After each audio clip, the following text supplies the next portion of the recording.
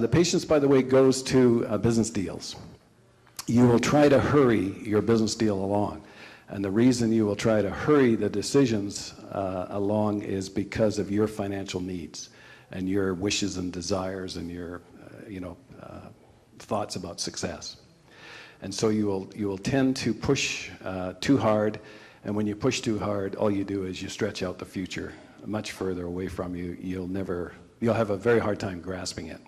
So if you can have the patience and allow it to come to you, or Scott, in our industry, maybe the takeaway, you got a much better chance of it, of your ultimately having success.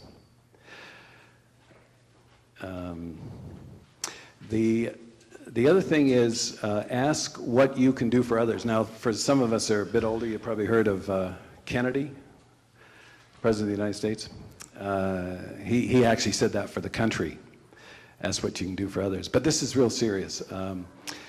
If you figure out what they need and what you can do for them, you will never have to worry about work and getting paid.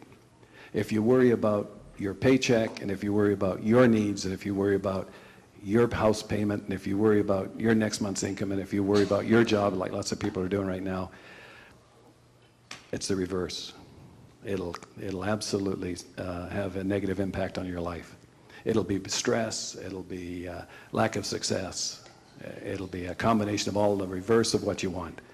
So ask what you can do for others, and if they believe you, if you're sincere, I'm not talking about, that old term BS, if it's really a sincere effort on your part, you'll never want for opportunities as an entrepreneur. There's loads of problems out there.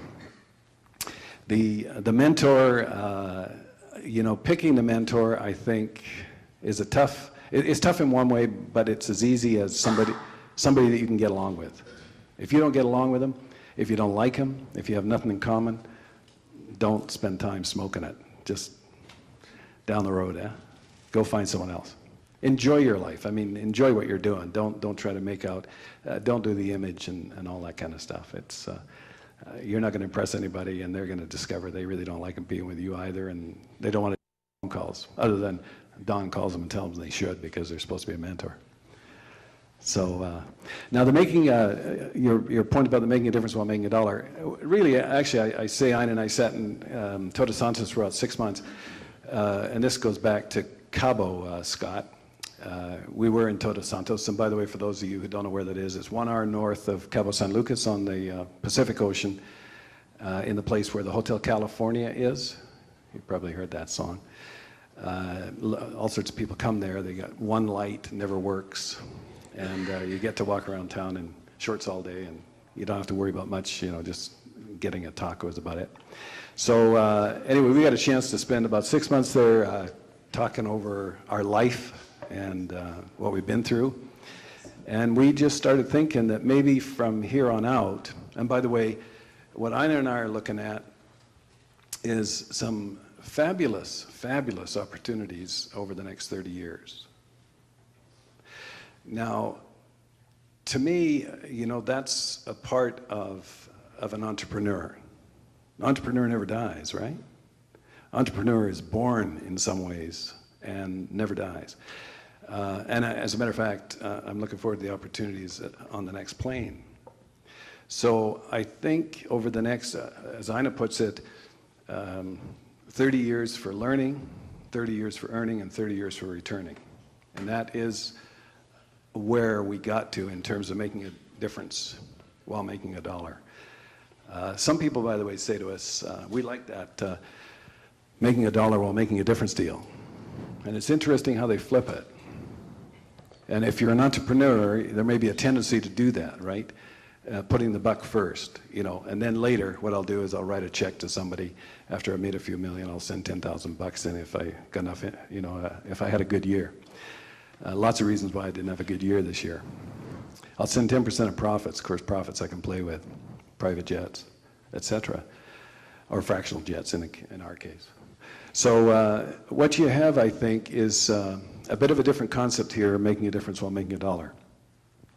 What we wanted to get was a balance. We wanted to try to see whether we could live a life that had a balance in it, of which money wasn't the end of the world. We had made money in Cabo San Lucas, Mexico. That's some of the most expensive beachfront in the world now.